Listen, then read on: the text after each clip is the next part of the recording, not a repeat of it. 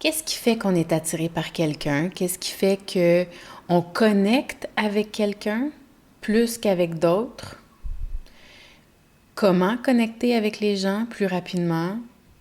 Si c'est une question qui vous intéresse ou des questions qui vous intéressent, restez avec moi pour ce qui suit. Bienvenue sur le podcast de Un monde organique. Mon nom est Nathalie Pellerin, naturopathe, coach et yogini.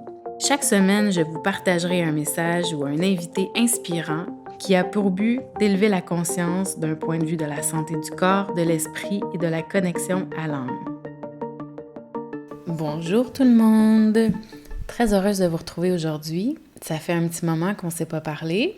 Alors, je vous retrouve aujourd'hui en début de juillet et ça me fait vraiment plaisir de vous parler. Et aujourd'hui, j'avais envie de vous parler du thème, en fait, des connexions.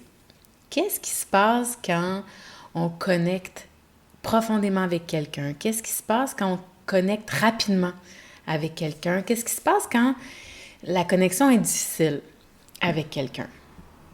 Vous avez sûrement déjà vécu ça, que ce soit dans votre réseau professionnel, en faisant du réseautage, avec vos amis, avec votre famille, avec votre conjoint, avec des nouvelles rencontres et dans votre milieu professionnel, c'est sûr.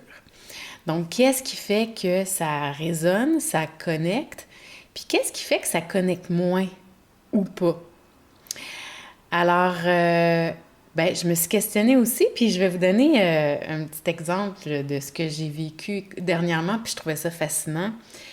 Qu'est-ce qui fait en sorte que j'étais dans un souper avec un groupe d'amis, puis il y a des gens que je connaissais pas, et curieusement, il y avait des gens avec qui ça connectait vraiment bien, puis avec des gens où ça connectait moins bien. Il y avait du respect, il y avait de la bienveillance, mais il n'y avait pas cette connexion qui se crée rapidement, qui vient, moi j'aime bien l'appeler la connexion qui vient plus du cœur.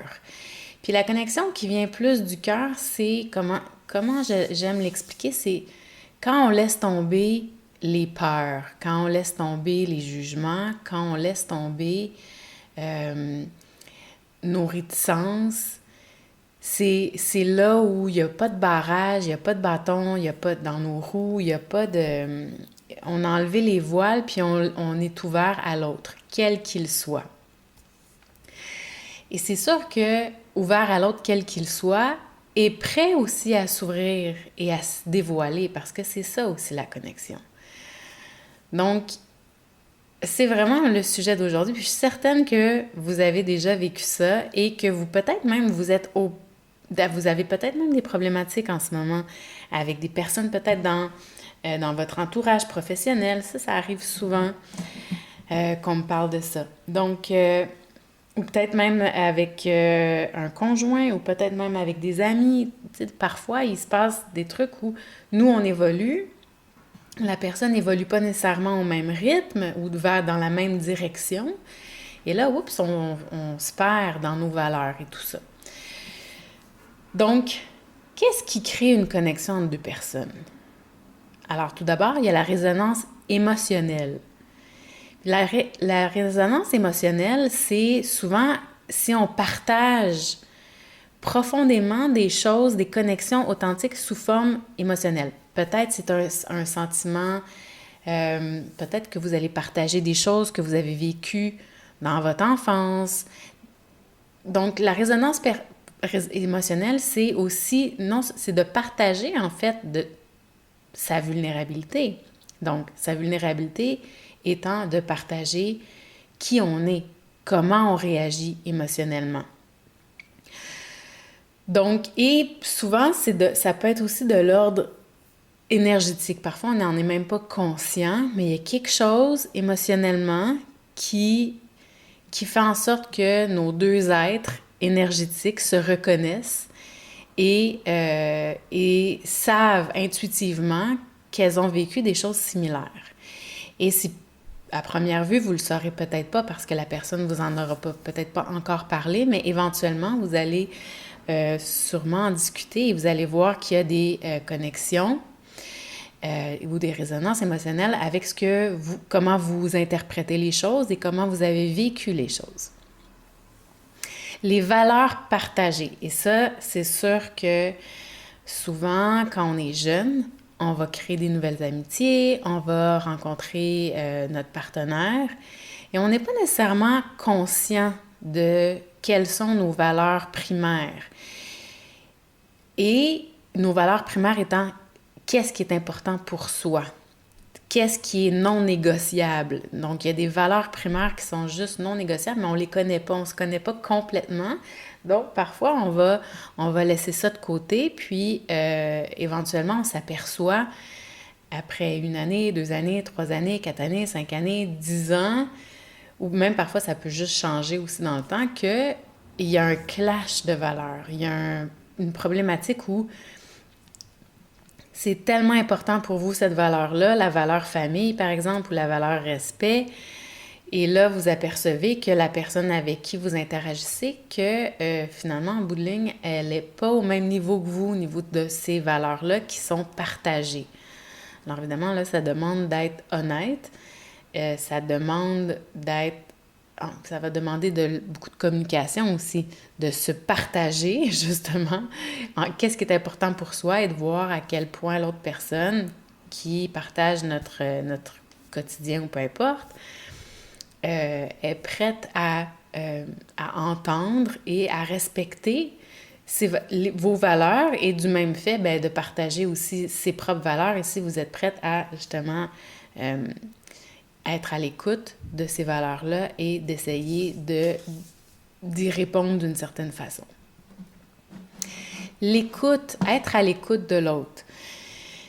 Et être à l'écoute de l'autre, ça ne veut pas dire de trouver des solutions pour l'autre, ça ne veut pas dire de prendre sur ses épaules les problématiques ou la vie de l'autre, c'est plutôt juste d'être ouvert à l'écoute activement, dans le sens où vous êtes carrément intéressé par ce que l'autre personne vous raconte et ça vous pose une question par rapport à ce qu'elle vient de dire, vous êtes capable de répondre. Donc, l'écoute active. Ça, on va souvent dire c'est une écoute écouter avec de la compassion, avec de la bienveillance, écouter avec son cœur, avec son énergie. Puis, tu sais, vous allez vous en rendre compte par vous-même, lorsque vous vous sentez vraiment écouté, il y a quelque chose... L'autre personne n'a pas nécessairement besoin de parler, mais juste par le regard, par la présence de l'autre, vous vous sentez écouté. Alors, c'est ça l'écoute active. Et souvent, sans interruption et sans jugement, ça va aussi signifier que, vous êtes entendu et vous n'êtes pas jugé. Ce qui arrive avec l'interruption, vous avez sûrement déjà vécu ça, quelqu'un qui vous interrompt, qui vous coupe, parce que son point de vue est tellement important, puis elle a tellement envie de partager ce qu'elle vit elle aussi. Il y a des gens comme ça, puis c'est correct aussi, dans le sens où si vous êtes capable de mettre vos limites, puis de juste de lui dire, laisse-moi terminer, je vais t'écouter par la suite, ou tu sais, après ça, c'est une autre dynamique, mais c'est ça. Donc, d'écouter et d'attendre avant de partager son point de vue. Ou d'attendre avant de partager son expérience, peu importe. Et le jugement aussi, c'est que chaque personne vive des choses différemment, puis quand quelqu'un s'ouvre à une autre personne, si la personne qui s'ouvre se sent jugée, c'est clair qu'elle n'aura pas vraiment envie de partager qui elle est. Il y a un danger. Il y a un danger d'être jugé.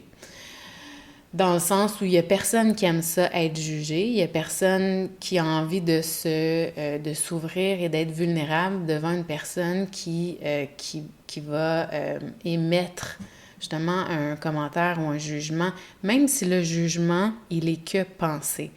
Parce que sachez que lorsque vous émettez une pensée, ça déclenche en vous des émotions, ça déclenche en vous des signaux. Donc, c'est du langage corporel inconscient. Alors, l'autre personne, elle l'entend d'une certaine façon, elle voit. Donc, souvent, C'est pas tout le monde qui est conscient à ce point-là, mais les gens, habituellement, lorsqu'une personne la juge, ressent son jugement. Donc, de faire vraiment attention à ça.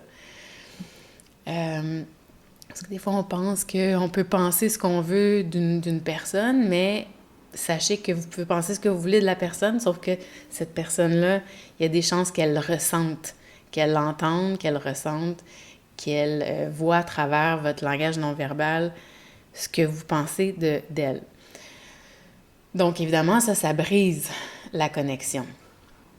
D'un autre côté, je peux comprendre que dans un milieu professionnel, là, vous n'êtes pas dans un milieu personnel, donc ça peut être difficile de dire « Ah, ici, tu sais, je me suis sentie jugée. » Mais c'est possible de le dire. Puis d'un autre côté, en partant de la prémisse que le jugement porté par l'autre personne part d'elle-même, part de ses propres perceptions et de ses propres préjugés, et souvent c'est un miroir d'elle-même qui est projeté sur vous, normalement, vous pouvez soit considérer que ça lui appartient, ou si vous sentez que vous avez quelque chose à apprendre de ça, prenez-le.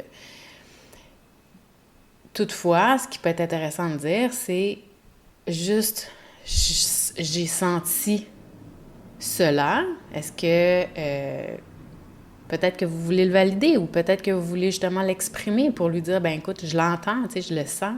Puis évidemment, quand ça arrive, moi, j'ai comme pas tant envie de connecter avec toi. J'ai pas tant envie d'être avec toi. Donc, vous voyez. Alors là, c'est sûr que la personne, elle a un choix à faire. C'est soit qu'elle décide d'être plus compassionnelle, plus ouverte, plus bienveillante. Après ça, elle décidera bien de ce qu'elle veut faire.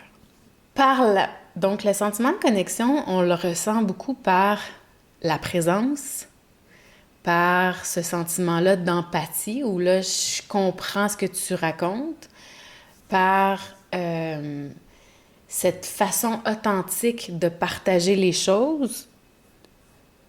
Et cette façon authentique, c'est beaucoup de se permettre d'être qui on est, de se permettre de dire comment on vit les choses, qu'est-ce qui nous touche, quels sont nos besoins, quels sont nos désirs, comment on se sent face à une réaction, par exemple, et d'être sincère. Parce qu'en bout de ligne, quand on est sincère avec soi-même, puis quand on est sincère avec l'autre, ça crée une profondeur dans la connexion. Et je suis certaine que vous avez déjà vécu ça. Plus vous parlez de vous, comment vous vous sentez profondément par rapport à des situations, par rapport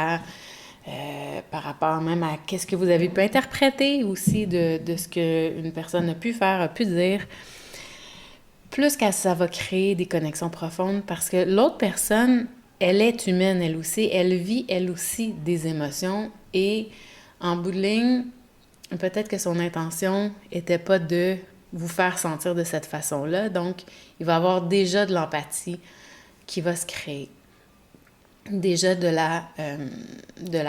l'acceptation et de la bienveillance qui va se créer. Et lorsqu'une personne s'ouvre et dit sa vérité, évidemment, ça donne la place à l'autre en face de vous d'ouvrir aussi et de dire sa vérité. Et de dire sa vérité, c'est pas d'être la victime. Il faut faire attention aussi à ça. Parce qu'il y a de dire « je me sens comme ça à cause de toi », ça, c'est de rentrer dans le rôle de la victime. Si vous faites ça, c'est sûr que ça ne permettra pas à l'autre personne de s'ouvrir. Ça va agresser l'autre personne qui est en face de vous. L'autre personne va devenir le bourreau. Donc, il y a vraiment une nuance ici. Donc, c'est pas de dire « je me sens comme ça à cause de toi », mais plutôt « voici ». Ça demande beaucoup d'introspection et d'écoute de soi et de connaissance de soi. Donc, d'apprendre à se connaître. Pourquoi je me sens comme ça? Donc, je fais une parenthèse ici parce que c'est important. Donc, pourquoi je me sens de cette façon-là? Ah, cette personne-là, elle a dit ça, ou voici la situation. Puis tu sais, cette situation-là me fait sentir comme ça. Pourquoi? Ah, ça vient déclencher ce sentiment-là que j'ai. C'est souvent relié à des blessures. Donc, ça me rappelle, tu sais, je me sens rejetée, je me sens trahie, peu importe. Et là, est-ce que la personne a vraiment voulu faire ça?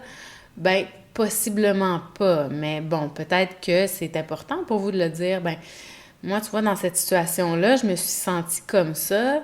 Je pense pas que c'était... tu sais, après ça, je pense pas que c'était ton intention, mais peut-être que vous avez des questions à lui poser. Donc, moi, je me suis sentie comme ça dans cette situation-là. Ou quand c'est comme ça, moi, je me sens comme ça. Est-ce que c'est possible de faire autrement? Puis, à la limite, ben, pourquoi toi, tu le fais de cette façon-là? Y a-t-il une raison? Pourquoi ça... Est-ce que ça...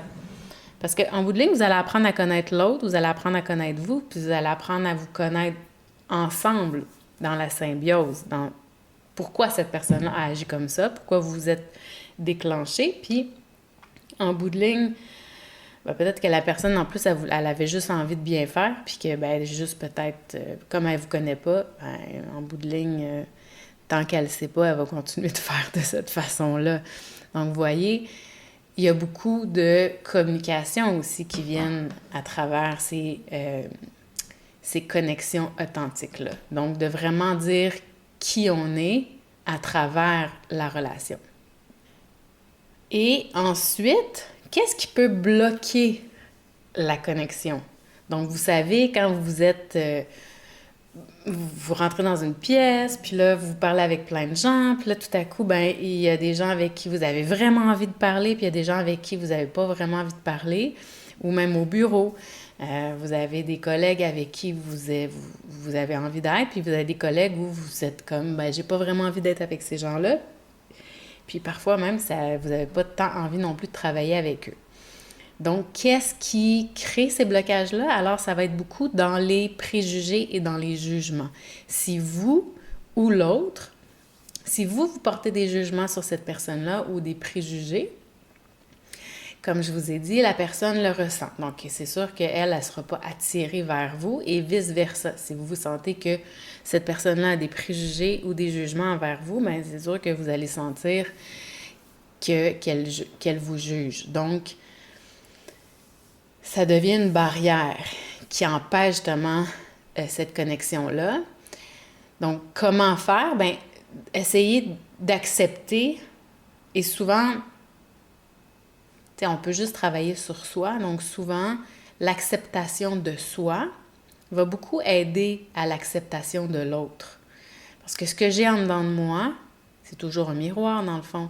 Ce que j'ai en dedans de moi, ça ne sera pas déclenché si je me connais assez. Donc, si j'accepte que ben, je ne suis pas parfaite, et que la personne en face de moi n'est pas parfaite non plus, ben déjà, il y a beaucoup plus d'accueil d'une part et d'autre. Et le non-jugement, donc l'acceptation, le non-jugement, c'est pas mal dans la même veine. Donc, si vous sentez que vous allez porter un jugement, juste observez-vous là-dedans.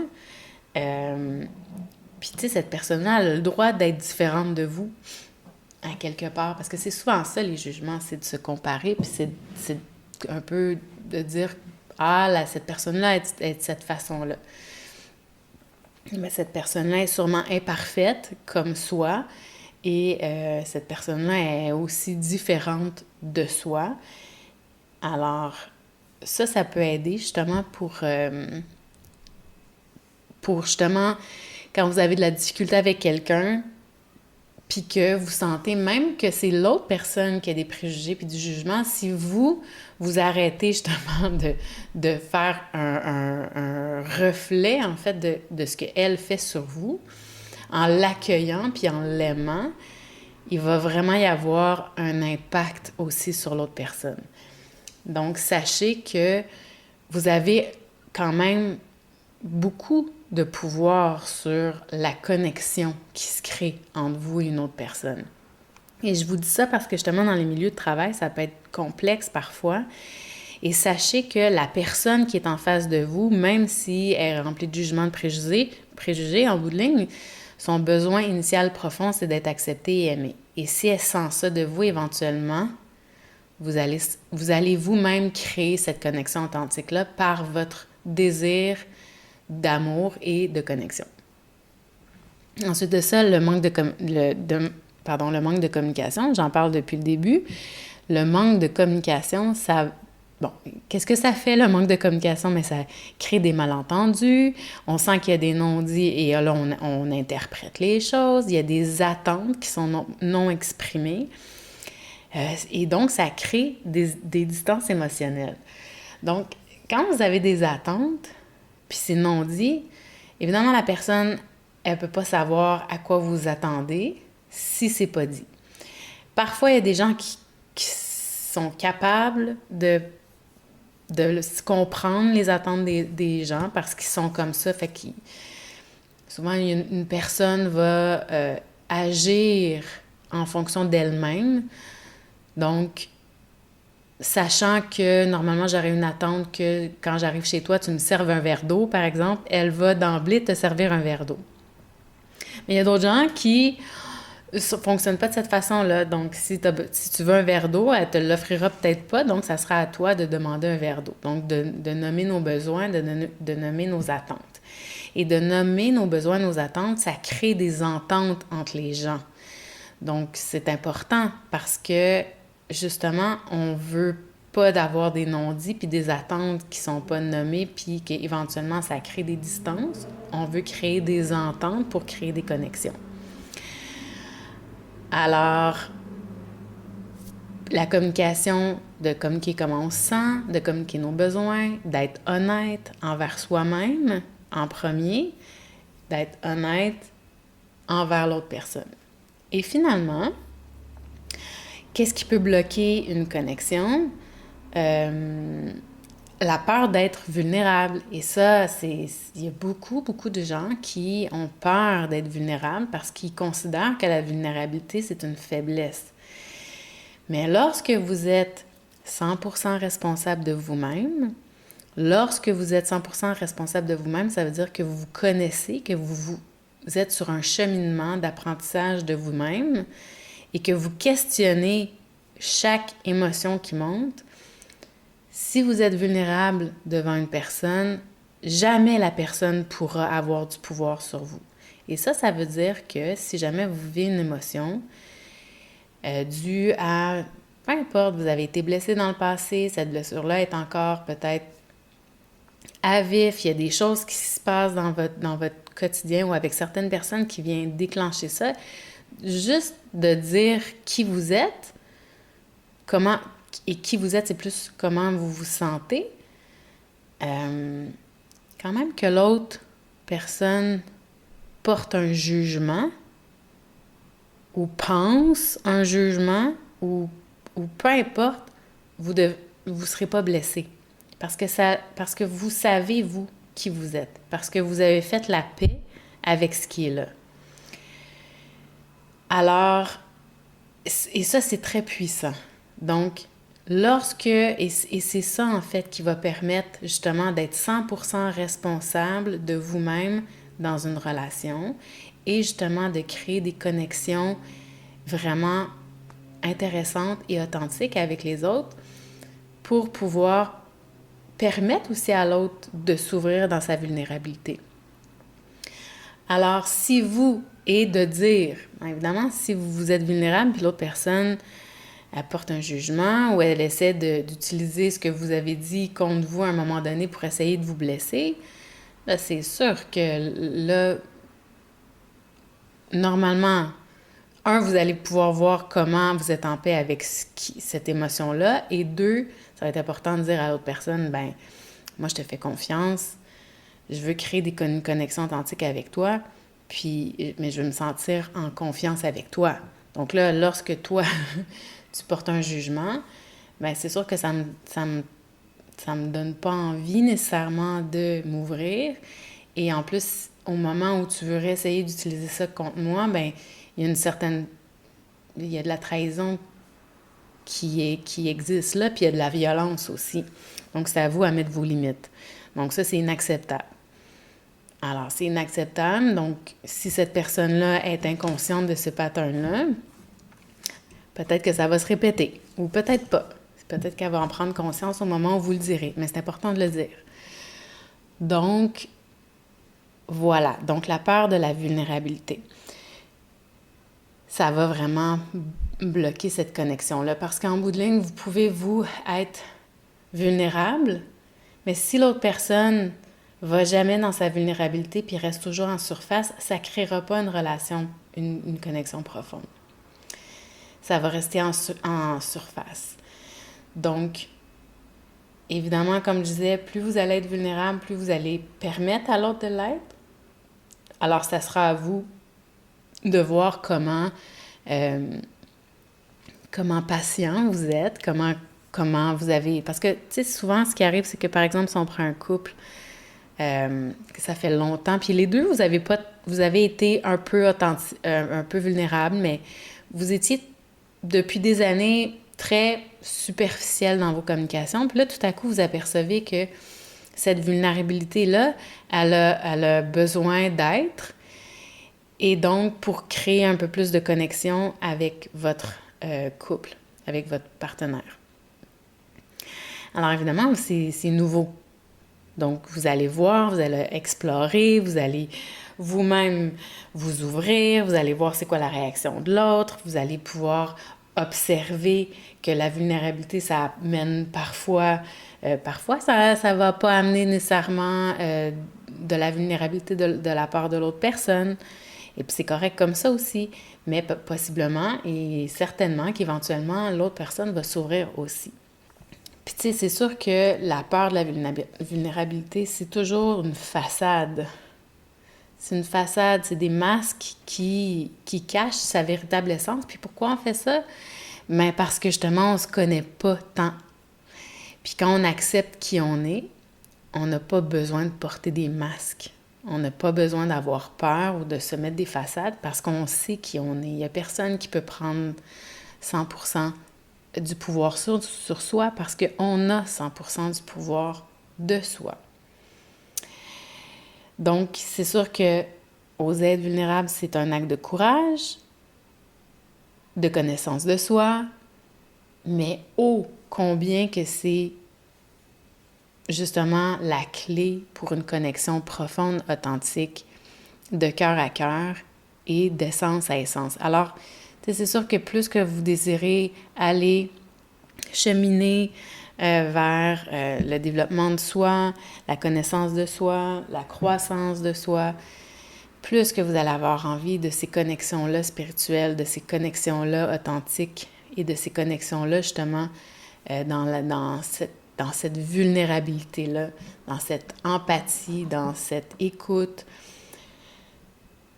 Alors, je vous invite à ne pas avoir peur et de justement regarder qui vous êtes, quelles sont vos valeurs, puis de rester quand même connecté à ce qui est important pour vous lorsque vous voulez connecter avec une autre personne. Mais sachez que de cœur à cœur, lorsque vous parlez à partir de qui vous êtes, de votre cœur, sans porter de jugement, sans jouer le rôle de la victime aussi, alors là, c'est clair que vous allez avoir toujours un résultat positif. Et ça, pour avoir étudié la communication consciente depuis quand même longtemps, des moments où vraiment ça a été, comme on pourrait dire, ben là, c'est pas de ma faute, et là, c'est comme, ben voici comment moi je l'ai vécu, puis voici pourquoi je l'ai vécu de cette façon-là, puis comment je me suis sentie, puis qu'est-ce que j'ai pensé. Puis sincèrement, de dire ça, ça vient comme tellement ouvrir la place pour des communications, parce que souvent, il y a des interprétations, il y a des préjugés, il y a des jugements, les gens ne comprennent pas pourquoi vous avez agi de cette façon-là. Donc, de dire vraiment comment vous en êtes arrivé là, puis d'être vraiment authentique et vulnérable, parce que si votre intention est bonne, l'autre personne va le savoir, de toute façon. Donc, en résumé, partez du principe que vous acceptez l'autre dans ce qu'elle est, vous vous acceptez dans ce que vous êtes et continuez d'observer qui vous êtes, d'aimer qui vous êtes, pour aimer mieux l'autre. Et ça sera déjà un beau point de départ. Si vous êtes curieux puis que vous avez envie de vous mettre des notes, j'ai un article de blog que vous pouvez trouver sur le même sujet. Et sinon, si vous avez envie de travailler ça dans votre... Peut-être que ça fait partie de vos... peut-être que ça fait partie de vos objectifs, pardon, de vos objectifs pour cette année. Donc, si votre année 2024 révolutionnaire, un de vos objectifs, c'est ça, c'est justement de créer des connexions plus authentiques, c'est justement d'être encore plus vrai avec vous-même et vrai avec les autres, de laisser tomber les masques. Alors, je vous invite à venir me rejoindre. Je fais le 3e atelier trimestriel au début du mois d'août. Donc, je vais vous donner les dates là, dans les prochains podcasts ou sur les médias sociaux. Début du mois d'août, je vous invite à venir me rejoindre. Ça va être sur le groupe Facebook que je vais donner cet atelier-là, qui est le 3e atelier trimestriel. Il en restera un dernier. Et si vous avez manqué tous les ateliers et aussi le gros atelier de 4 jours, si on veut, qui se donnait au début de l'année, il est encore temps, ça va vraiment faire une différence dans votre année. Donc, une année révolutionnaire, je vais mettre le lien, vous pouvez aller vous le procurer, puis c'est vraiment pas très cher pour tout le contenu et la valeur qu'il y a dans ces ateliers-là. En tout et partout, d'ici la fin, vous en avez 4 qui sont déjà vous avez 4 ateliers de début d'année, plus les 4 ateliers trimestriels. Donc, il en reste 2 encore à donner, mais ces ateliers-là sont remis aussi dans la plateforme. Vous avez un document aussi qui vous aide justement à planifier votre année ou le reste de votre année. Donc, ça vaut vraiment la peine. Si vous avez envie de vous procurer, je vous mets le lien sous ce podcast. Alors, ça a été un plaisir de vous parler aujourd'hui. Je vous souhaite une excellente semaine et je vous retrouve la semaine prochaine. À bientôt!